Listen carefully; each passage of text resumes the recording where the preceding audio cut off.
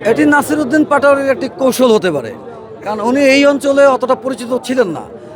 আর এই অনলাইনের মাধ্যমে ওনার এই মানে এক ধরনের কমিক্স টাইপের আচরণের কারণে উনি ভাইরালের নেশায় এই বা টাইপের কথাগুলো বলেছে আমার যেটা মনে হয়। আসলে বা ভাইরাল হওয়া অবশ্যই আপনি হতে পারেন, আপনার চাহিদা থাকতেই পারে, কিন্তু তার মানে এই নয় যে আপনি নেগেটিভলি কোনো আচরণ করে ভাইরাল হতে পারেন। আপনি পজিটিভলি কাজ করে আপনি ভাইরাল হতে পারেন, কোনো সমস্যা নাই। তো পৃথিবীর অনেক গুণী মানুষ আছে যারা খুব ভালো কাজ করে পজিটিভলি আচরণ করে সমাজের ডেভেলপমেন্ট করে ভাইরাল হচ্ছে। তো আমি রিকোয়েস্ট করব অপ্রয়োজনীয় ভাইরাল যাতে কেউ না হয়। ভাইরাল হওয়ার কিন্তু একটা জ্বালা আছে, এই জ্বালাটা কিন্তু সবাই সইতে পারে না। এই জ্বালার জন্য অবশ্যই না নিজেকেও পোহাতে হয়, ভুগতে হয়। তো এই জন্য সবাইকে সতর্ক থাকতে হবে। এখন তো বাংলাদেশে না, বিভিন্ন কান্ট্রিতেই ওয়ার্ল্ড ওয়াইডেই আপনার ভাইরালের জন্য ওই যে কি টিকটক আছে, লাইকেই আছে, তারপরে আপনার রিলস টিলস, বিভিন্ন ইনকামেরও ব্যবস্থা আছে। তো এখানে আসলে সোশ্যাল মিডিয়াতে যে বিজনেসটা হচ্ছে, এই বিজনেসের লোভ কার না থাকতে পারে, আমারও হতে পারে। এখন আমি আপনাদের সাথে কথা বলছি, তো এটি আপনারাও মনে করতে পারেন যে আমি ভাইরাল হওয়ার জন্য এই বকর বকর করছি। তো আসলে বিষয়টা কিন্তু তা না। আপনারা প্রশ্ন করছেন, আমি উত্তর দিচ্ছি। এখন যদি আমি ভাইরাল হয়ে যাই, তখন আপনারা মনে করতে পারেন যে আমি ভাইরাল হওয়ার জন্য এই রাত্রে দাঁড়ায় এখানে বকর বকর করছি। আসলে কিন্তু বিষয়টা তা না। আমি আমার নেতার প্রতি শ্রদ্ধা রেখে, আমার দলের আদর্শের প্রতি শ্রদ্ধা রেখেই আমরা কিন্তু এখানে অবস্থান করেছি। আপনাদের সহযোগিতা করছি, আপনারা আমাদেরকে সহযোগিতা করছেন, সেই জন্য সবাইকেই ধন্যবাদ। বাংলাদেশের প্রতিটি মানুষকেই ধন্যবাদ। প্রত্যেকটা মানুষেরই আলাদা একটা বৈশিষ্ট্য আছে, প্রত্যেকটা মানুষের আলাদা একটা রূপ আছে। এখন সে রাজনীতিতে আসছে, কতদিন যাবৎ আসছে, এবং কোন প্ল্যাটফর্ম নিয়ে আসছে, কোন পরিপ্রেক্ষিতে আসছে, সেটি আপনারাও জানেন, উনিও জানে। এবং তার বাচনভঙ্গি দিয়ে সে কিভাবে নিজেকে প্রতিষ্ঠিত করবে, সেটি সেটি তার একান্তই ব্যক্তিগত ব্যাপার। তো আমি যেটি মনে করি যে এটি অবশ্যই দুঃখজনক, একজন রাজনৈতিক ব্যক্তির কখনোই অসামাজিক বা কথাবার্তা, বাচনভঙ্গির মানে কি বলবো, মানে যেটি আপনার ব্যঙ্গাত্মক, এগুলো কখনোই কাম্য না। একজন মানুষ অবশ্যই সচেতন, যেই ব্যক্তি সচেতন মানুষ, সেই ব্যক্তি অন্যকে অবশ্যই কুৎসা রটনা করে মিথ্যার আশ্রয় নিতে পারে না।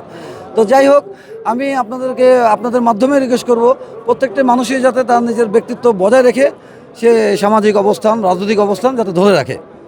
আমি একটাই কথা বলবো যে উনি যেহেতু একটি জাতীয় নির্বাচনে অংশগ্রহণ করেছে, ওনার সামনে অবশ্যই ভবিষ্যৎ, আমি ব্যক্তিগত মনে করব একজন মানুষ হিসেবে অবশ্যই তার ভালো হওয়া উচিত, এবং তার সাথে তার আচরণটা ভালো করতে হবে। আমি ওনাকে রিকোয়েস্ট করব যে আপনি আপনার বাচনভঙ্গি থেকে আপনার লাইফস্টাইলের বক্তব্যগুলো অবশ্যই সুন্দর করবেন, যেহেতু মানুষ যাতে আপনাকে সৌহার্দ্যপূর্ণ একজন ভদ্র মানুষ হিসেবে চিহ্নিত করতে পারে। একজন রাজনৈতিক নেতার মাধ্যমেই সমাজকে পরিবর্তন করতে হয়, সমাজ পরিবর্তন হয় একজন নেতৃত্বের মাধ্যমেই। তো এটি আমি রিকোয়েস্ট করবো ওনাকে। এটা একটা প্রক্রিয়ার মাধ্যমেই পার্লামেন্ট তৈরি হয়, এটি তো আর হুট করেই হওয়া যায় না। নির্বাচন প্রক্রিয়া শেষ হয়েছে, অবশ্যই সংবিধান অনুযায়ী অবশ্যই এটি প্রচলন হবে। তো নাসিরউদ্দিন পাটোয়ারি এখানে হারিয়ে যাবে না থাকবে, তার দৃঢ়তা কতটুকু সেটা সেই বলতে পারবে। এটা তো আমাদের সম্ভব না, কারণ প্রত্যেকের ব্যক্তিগত একটা মতামত আছে। সে এখানে কতটুকু পরিশ্রম করেছে, কতটুকু পরিশ্রম করবে, এটি তার ব্যক্তিগত ব্যাপার। আর আমাদের জাতীয়তাবাদী দল, আমাদের প্রিয় নেতা দেখেছেন যে বাংলাদেশে প্রত্যাবর্তন হওয়ার পরে একটি কথাও কিন্তু সে অশালীন বলেনি। এবং আপনারা পিছনে যেই নেতাগুলো দেখেছেন যে দেশ চালিয়েছে, যারা 17 বছর দেশের শাসন করেছে, তাদের বক্তব্যের মধ্যে কতগুলো স্ল্যাং ছিল। আর আমাদের এই প্রিয় নেতা তারেক রহমানের বক্তব্যের মধ্যে কী টাইপের বক্তব্য ছিল, এটা তো আপনারা নিজেরাই জানেন। তো এখন বিষয়টা হচ্ছিল গিয়া, জাতীয়তাবাদী দল কখনোই প্রতিহিংসার রাজনীতি করে না।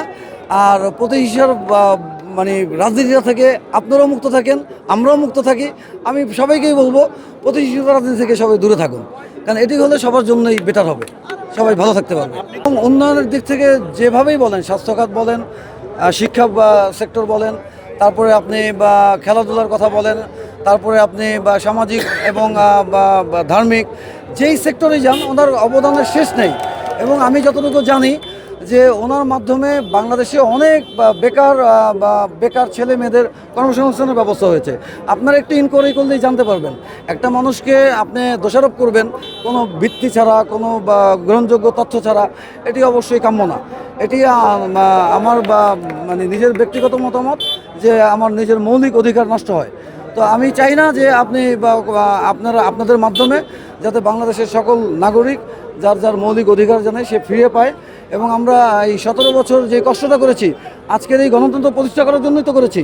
আমাদের প্রিয় নেত্রী, বাংলাদেশের আপসীন নেত্রী, তিনবারের সাবেক প্রধানমন্ত্রী দেশনেত্রী বেগম খালেদা জিয়া এই অত্যাচারগুলো কেন ভোগ করেছেন?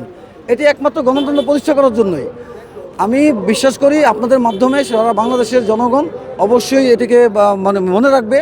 এই নির্বাচনকে অবশ্যই উৎসব মুখর ভাবেই দেখছেন এবং আপনারা বাংলাদেশের কোথাও কোনো জায়গায় জাতীয়তাবাদী দলের কোনো নেতাকর্মী কোথাও কোনো কারচুপির সাথে সম্পৃক্ত ছিল না, এটি আপনারা কোথাও পানও নাই। এবং দুই একটি ঘটনা বা দুই চারটি ঘটনা হলে সেটি মানুষের সাথে ভুল বোঝাবুঝি হতে পারে অনেক সময়, বা অনেক সময় অনেক ইনসিডেন্ট ঘটে। তো এটিকে অনেক বড় করে দেখার কিছু নাই। অবশ্যই আমরা এটিকে উৎসবমুখর দেখছি এবং আমাদের এই 17 বছরের পরিশ্রমের সফলতা হিসেবে আমরা দেখছি। আমরা দরকার হলে আরও 17 বছর পরিশ্রম করে যাব, বাংলাদেশের গণতন্ত্র প্রতিষ্ঠা করার জন্য আরও 17 বছর আমরা খেটে যাব, দরকার হলে আমরা আমৃত্যু পর্যন্ত খেটে যাব।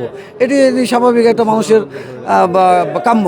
কারণ একটা নাগরিকের অধিকার অবশ্যই সমন্ত রাখার জন্য এটি সবারই করতে হবে। আপনারা পরিশ্রম করছেন, গণমাধ্যম আপনারা পরিশ্রম করছেন, আপনারা কেন এখানে অবস্থান করছেন? আপনাদের কেন এই কাজটা আপনাদের করতে হচ্ছে? এটা তো আপনাদেরও বাংলাদেশের সার্বভৌমত্ব রক্ষা করার জন্য, গণতন্ত্র রক্ষা করার জন্য, তাই না? এটি আমার আপনাদের কাছে প্রশ্ন। তো সিম্পল, আমি অবশ্যই আপনাদেরকে জিজ্ঞেস করব আপনাদের মাধ্যমে জাতি, দেশ, সমাজ যাতে ডেভেলপ হয় এবং আমাদের প্রিয় নেতা, আগামী দিনের রাষ্ট্রনায়ক, আমরা যাকে মনে করি বাংলাদেশের তারুণ্যের অহংকার, আমাদের জাতীয়তাবাদী দলের চেয়ারম্যান জনতা জনাব তারেক রহমানের নেতৃত্বে ইনশাল্লাহ বাংলাদেশ একটি সুন্দর, সাবলীল, সমৃদ্ধশীল বাংলাদেশ গড়ে উঠবে। আসলে রাজনীতিতে আমি যখন জয়েন করি, আমি ছাত্রদের সাথে জড়িত ছিলাম, কবি নজরুল ছাত্র সংসদের সাথে ইনভলভ ছিলাম।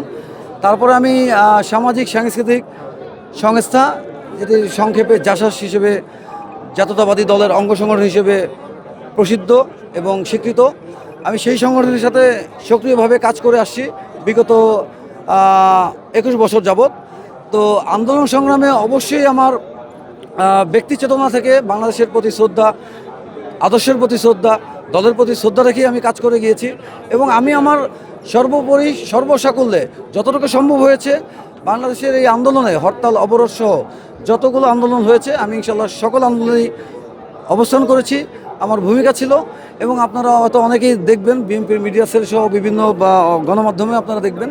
তো সেটি করতে পেরে আমি আমাকে নিজেকে গর্বিত মনে করছি যে আমি করতে পেরেছি। বাংলাদেশের গণতন্ত্র পুনরুদ্ধারের জন্য আমি আমার এতটুকু পরিশ্রম করতে পেরে আমি নিজেকে ধন্য মনে করছি।